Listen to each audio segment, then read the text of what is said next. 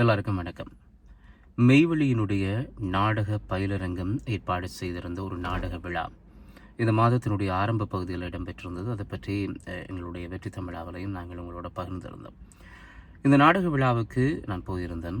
அந்த நாடக விழாவினுடைய அனுபவங்கள் தொடர்பாக சில விஷயங்களை பேசணும் என்று நீண்ட நாட்கள் ஆசை இருந்தது. நேரம்ன்றது கிடைக்க வேணும். அந்த அடிப்படையில் இன்றைக்கு தான் எனக்கு பேசக்கூடியதாக இருக்குது. இந்த நாடக விழாவை பொறுத்த வரைக்கும், அதுவும் புலம்பெயர் தேசத்தில் ஒரு நாடக பயிலரங்கத்தை உருவாக்கி அதை நடத்தி ஒரு நாடக விழாவாக கொண்டு வரதுன்றது மிக கடினமான ஒரு பணி. அதை மெய்வெளி நாடக பயிலரங்கம் ஏற்பாடு செய்திருந்தது.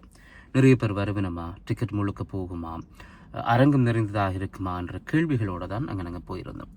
அன்றைய நாளில் எனக்கு பேக் ஸ்டேஜில் சில பணிகள் இருந்தாலும், பேக் ஸ்டேஜ் பணிகளை தாண்டி பின்னுக்கு இருந்தும் சில நாடகங்களை பார்க்கக்கூடியதாக இருந்தது. அதே மாதிரி நாடகம் ஆரம்பித்த உடனே முன்னுக்கு வந்திருந்து அந்த நாடகத்தை ரசித்து பார்க்கக்கூடிய வாய்ப்பும் எனக்கு கிடைச்சிருந்தது. அதனால் நான் எதையெல்லாம் ரசித்தன்றதை உங்களோட பகிர்ந்து கொள்ளலாம்ன்றதுக்காகத்தான் இந்த காணொலியின் வாயிலாக சந்திக்கிறேன்.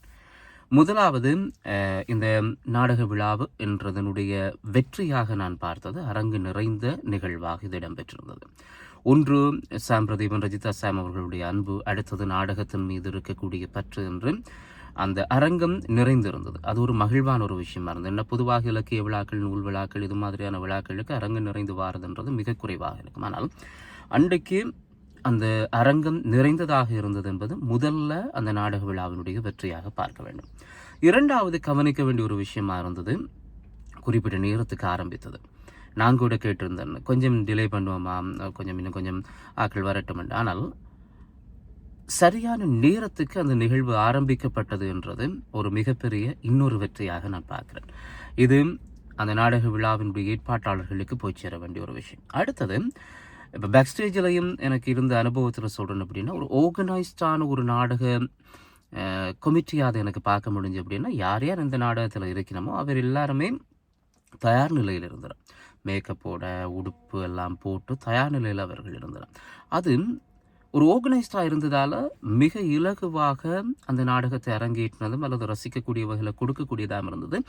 யாருக்கு என்ன ரோல் கொடுக்கப்பட போகிறதுன்றதுல மிக தெளிவு இருந்தது.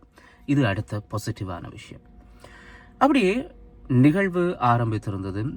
நாடகர், ஏடகர், ஊடகர், புலம்பெயர் தேசத்தினுடைய பிதாமகன் தாசிஸ் அவர்கள் சிறப்பு விருந்தினராக கலந்து கொள்ள, இன்னும் ஒரு நாடகத்துறை சார்ந்திருக்கக்கூடிய விற்பனர் ஆண்டன் பொன்ராஜ் அவர்கள் உட்பட ஏராளமான பெருந்தகைகளுக்கு முன்னால் இந்த நாடகங்கள் அரங்கேறியிருந்தன. அதில் முதலாவது நாடகம் எனக்கு முன்னுக்கு இருந்து பார்க்குறதுன்றதை தாண்டி கொஞ்சம் கூட பேக் ஸ்டேஜில் இருந்து பார்க்கக்கூடிய வாய்ப்பு தான் கிடைத்திருந்தது. நான் நினைக்கிறேன், கனவு தேசம் என்கின்ற ஒரு நாடகம். எங்களுடைய வலி, வரலாறு அல்லது நாங்கள் எதை பேச வேணும், எதை அடுத்த தலைமுறைக்கு கடத்த வேணும்ன்றதை மிக இலகுவாக கொண்டு போய் சேர்க்கக்கூடிய மீடியான்றது ஒன்று சினிமா, நாடகம், அதை தாண்டி இப்போ இருக்கக்கூடிய இந்த இலத்திரனியல் ஊடகங்கள். அதில் இந்த நாடகத்தின் மூலமாக ஒரு 2 அல்லது 3 தலைமுறையை சார்ந்த கலைஞர்கள் உள்வாங்கப்பட்டு இந்த நாடகம் செய்யப்பட்டிருந்தது. இந்த கனவு தேசம்ன்றது, நாங்கள் யார், நாங்கள் ஈழத்தை சார்ந்தவர்கள், எங்களுக்கு என்ன பிரச்சனை நடந்தது, ஈழத்தில் எங்களுக்கு எந்தெந்த பகுதி இருக்குது, நாங்கள் அதில் எப்படி வெளிவர வேண்டும், அல்லது நாங்கள் சந்தித்திருக்கக்கூடிய சவால்கள் என்ன என்பதை ஒரு 2-3 தலைமுறை சேர்ந்து நடித்திருந்தனர். இதன் மூலமாக என்ன பாசிட்டிவ் கிடைச்சது அப்படின்னு சொன்னால், அந்த செய்தி உள்வாங்கி நடிக்கும்போது அந்த செய்தி கனவு தேசத்தின் வாயிலாக கொண்டு போய் சேர்க்கப்பட்டது. முதலாவது நாடகம் பார்க்கும்போது நல்லா இருந்தது, கொஞ்சம் உள்வாங்கப்பட்டிருந்தது. சரி, முதலாவது நாடகம் தானே, அப்படி அது பிடிச்சிருக்குது, அடுத்த நாடகம் எப்படி இருக்க போகுது என்கின்ற ஒரு எதிர்பார்ப்பு ஒன்று நிச்சயமாக எங்கள் எல்லாருக்குமே இருந்திருக்கும். அதுக்கு அடுத்து வந்த நாடகம் மௌனச்சத்தம். இந்த பெண்களை பொறுத்த வரைக்கும் இன்றைய காலகட்டம் இல்லை, என்றைக்குமே அவர்கள் எதிர்கொள்கிற பிரச்சனைகள் சார்ந்துதான் இந்த மௌனச்சத்தம் பேசியிருந்தது.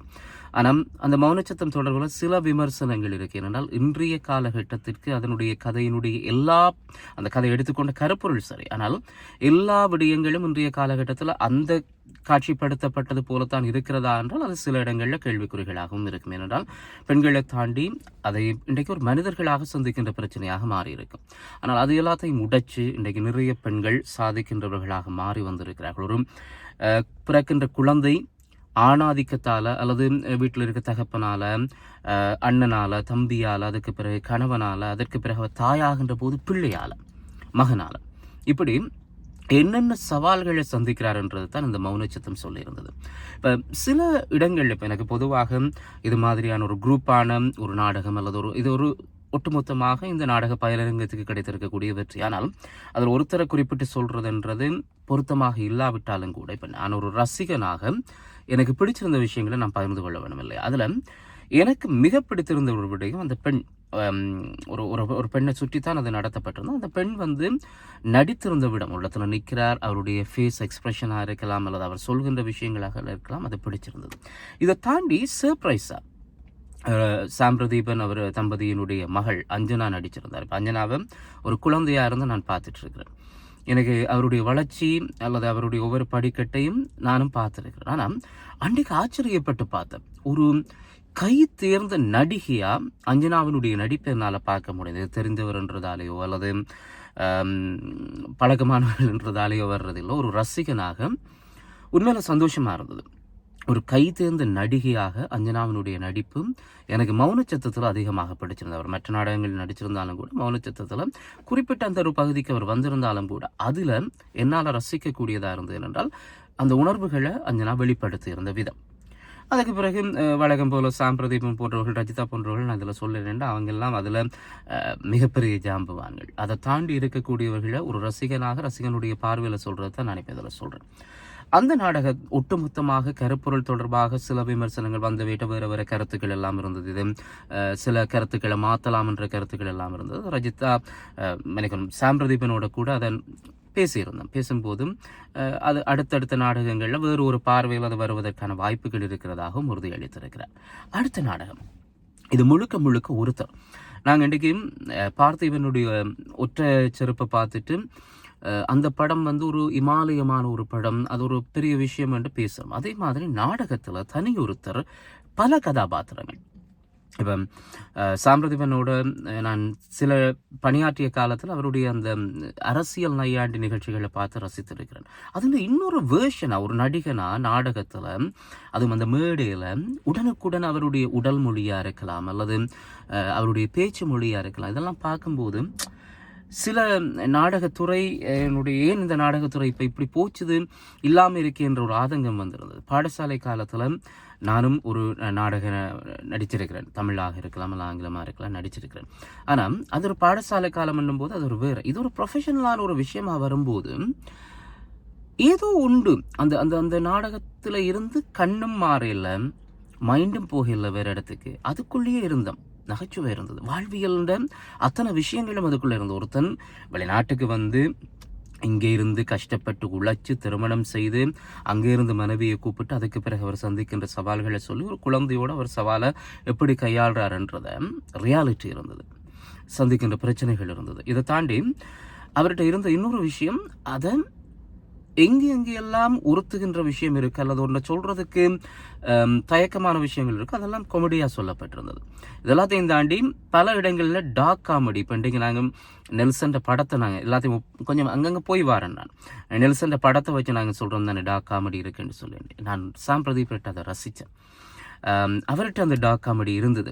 அந்த டார்க் காமெடி அதில் அவர் சொல்லியிருந்தார். அது பல இடங்களில் இப்போ நான் சிலதி ரசித்தவர்களுக்கு தெரியும் எது என்று சொல்லி, அதை தாண்டி சிலதி இது டார்க் காமெடி ஆண்டு கேட்கும்போது இது அப்படி வேற வச்சுக்கொள்ளலாம் இல்லடா என்ற அளவுக்கு சொல்லக்கூடிய அளவுக்கு அவருடைய அந்த நாடகத்தில் நிறைய இடங்கள்ல இந்த உள்குத்து வெளிக்குத்தெல்லாம் இருக்கக்கூடிய ஒரு நாடகமாக அது இருந்தது. ஆனால் உண்மையில் மிகச்சிறந்த ஒரு நாடகமாக நான் நினைக்கிறேன். அதனுடைய பெயர் எனக்கு சில பெயர்கள் ஞாபகம் இல்லை, அதனால எங்கட சனங்கள் என்று நினைக்கிறேன்.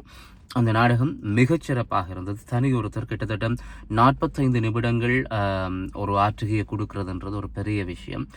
சாமண்ணா உண்மையில் நாடகத்துறையினுடைய ஒரு ஜாம்பவான், இப்போது இருக்கின்ற ஜாம்பவான்களில் நீங்கள் ஒருத்தர்ன்றதை நீங்கள் நிரூபிச்சிருக்கக்கூடிய ஒரு நாடகமாக இருக்குது. அடுத்த நாடகம் சரி 3 நாடகம் வந்துட்டுது, 4வது சின்ன பிள்ளைகள்.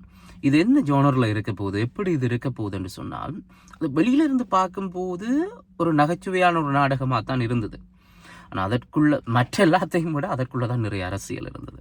அந்த நிறைய வருஷத்தில் வந்தவர்கள் நாங்கள் இல்லாமல் இப்போ எந்த நாட்டிலையும் எதுவுமே செய்ய முடியாது என்று சொல்கிறதா இருக்கலாம், அல்லது வெவ்வேறு விஷயங்களை அவர்கள் பகிர்ந்து கொள்வதா இருக்கலாம். அந்த நாடகத்தில் இருந்த அரசியல் நையாண்டி அல்லது அரசியல் மெசேஜ் மாதிரி மற்ற நாடகங்கள் இருந்ததை விட இதில் அதிகமாக இருந்தது. அதை சிறுவர்கள் கையாண்ட விதம், பொதுவாக இங்கே இருக்கிற சிறுவர்கள், புலம்பெயர் தேசத்தில் இருக்கிற சிறுவர்களுக்கு தமிழ் வராதுன்னு சொல்லுவேன்.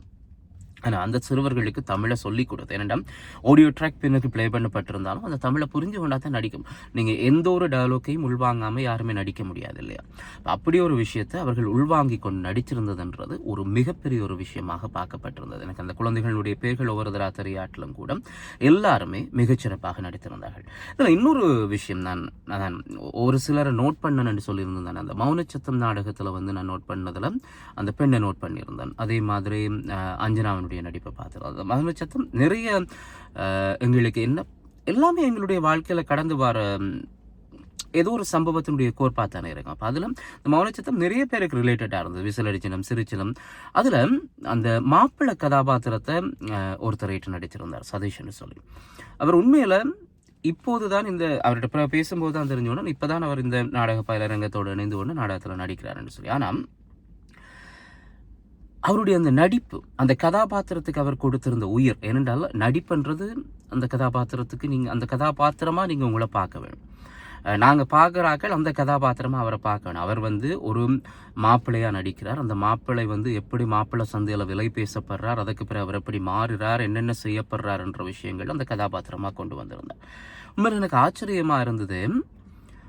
ஒரு மனுஷன் இவ்வளவு தூரத்துக்கு ஒரு கதாபாத்திரத்துக்குள்ள உள்ளே போய் அதை வெளிக்காட்டல என்ற அவருக்குள்ள இருந்த ஒரு எவில பார்க்கக்கூடியதாக இருந்தது. ஒரு திடீரென்று பார்க்கும்போது அவருக்குள்ள இருக்கிற ஒரு எவில பார்க்க முடிஞ்சது. அதே மாதிரி திடீரென்று பார்க்கும்போது ஒரு சின்ன ஒரு ரொமான்டிக்கான ஒரு ஆளாயும் பார்க்க முடிஞ்சது.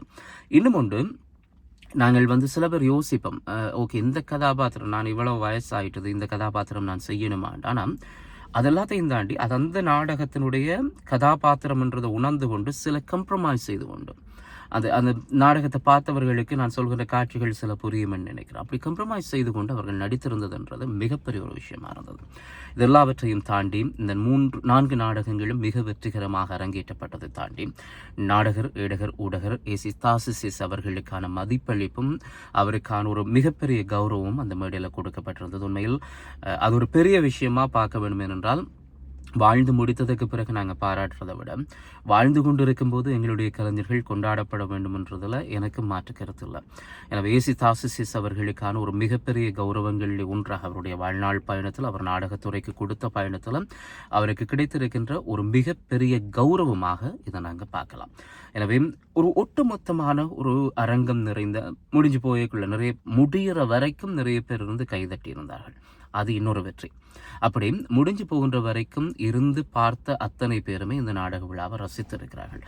எதிர்காலத்தில் இது ஒரு இன்றைக்கு ஒரு சக்ஸஸ்ஃபுல்லான நிகழ்வாக இடம்பெற்றிருக்கிறதால நாளைக்கு இது யூகேல மாத்திரமில்லை, யூகேல மேல பகுதிகளுக்கு போகலாம், ஐரோப்பிய நாடுகளுக்கு போகலாம். இப்படி ஒவ்வொரு நாடுகளையும் தாண்டி இது போக வேண்டும். சினிமா எப்படி அண்மை காலத்தில் எங்களுடைய சினிமாக்கள் அடுத்தடுத்த கட்டத்தை நோக்கி நகருதோ, அதே மாதிரி நாடகமும் அடுத்தடுத்த கட்டத்தை நோக்கி நகர்ந்து கொண்டிருக்கு. இந்த நாடகம் தான் எல்லாத்துக்கும் ஆரம்பம். இடையில கொஞ்ச காலம் அது தொஞ்சு போயிருக்கு. அதுவும் குறிப்பாக இந்த புலம்பெயர் தேசத்துல எல்லாம் நாடகங்கள் நிறைய இடத்துல இன்னும் பிரித்தானியர்களால் அரங்கேற்றப்பட்டு கொண்டிருக்கின்ற நிலையில் தமிழர்களுக்கான நாடகம் தான் கொஞ்சம் தள்ளி போயிருக்கு. அது இப்போ மீண்டும் வந்திருக்கிறதுன்றது மகிழ்வான ஒரு விஷயமா இருக்கு. என்ன மாதிரி அங்கே நிறைய பேர் நீங்கள் ரசித்திருப்பீங்கன்னு நினைக்கிறேன். மீண்டும் ஒரு தடவை மெய்வழியினுடைய இந்த நாடக பயிலரங்க குழுவில் இருந்த அத்தனை பேருக்குமே வாழ்த்துக்களை சொல்லிக்கொள்கிறோம். எனக்கும் சந்தோஷம். வெற்றி தமிழா ஒரு ஊடக அனுசரணையாளர்களாக நாங்கள் அவர்களோடு பயணித்திருந்தது, அதற்கும் நன்றியை கூறிக்கொண்டு மீண்டும் இன்னும் ஒரு சந்தர்ப்பத்தில் உங்களை சந்திக்கிறேன். அது வரைக்கும் நன்றி, வணக்கம்.